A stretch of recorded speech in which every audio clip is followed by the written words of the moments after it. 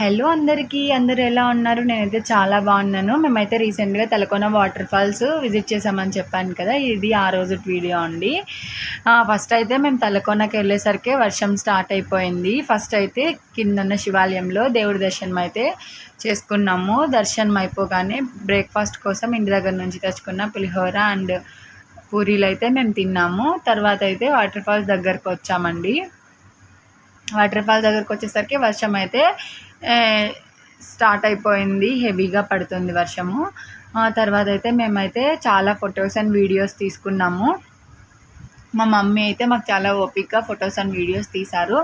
నాకైతే నడవడానికి కూడా భయమేస్తుంది. ఎందుకంటే కింద మొత్తం పాచి పట్టేసది. ఆయన మాత్రం అటు నుంచి ఇటు ఇటు నుంచి అటు బాగా తిరిగేస్తున్నాడు భయం లేకుండా. అలా కొంచెం సేపు ఫొటోస్ తీసుకున్నాము. మా ఆయన అయితే పైకి ఎక్కేసి అక్కడ వాటర్ వచ్చే చోట వాటర్ రాకుండా అడ్డుగా కూర్చున్నాడు.